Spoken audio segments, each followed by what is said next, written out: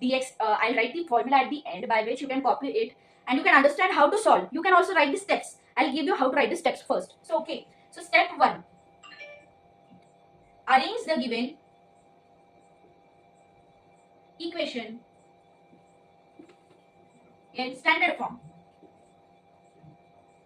that is ax plus by is equal to c.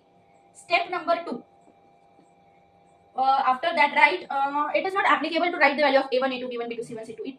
After seeing the given equation you can also find it, so there is no mandatory for it. Okay, so I'll directly write the formula. So first find value of d. So what is d? D is equal to a1 a2 b1 b2 by substituting the formula, by substituting the numerals. Okay, so after that we have to, step number 3 is we have to find, similarly we have to find the values of dx and dy.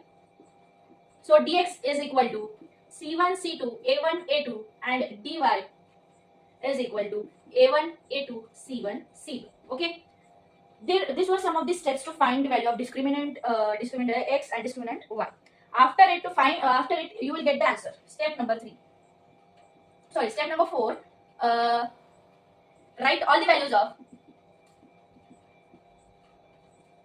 by solving the discriminant. Okay, so you will get the value of d, dx and dy. Okay, so after that, step number 5.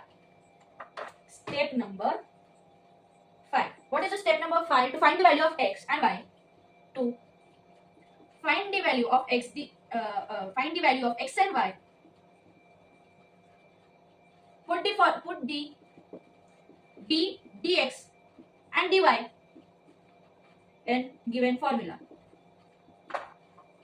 So what is the formula? X is equal to dx upon d and y is equal to dy upon d. The only thing for hint you can remember is after cutting d and d you can get the value of y. Okay, so this was just a hint to find the value of x, but that is not possible. Okay, you have the value dx upon d, only it was a hint. How can you remember it? Because the formulas are vast. Similarly, in the next chapter, the values of x, I think so, discriminant are very hard and these are comparatively easier. Okay, so this was some of the steps which you have to remember. I think you have noted it. So based on it, we will solve a problem. Okay.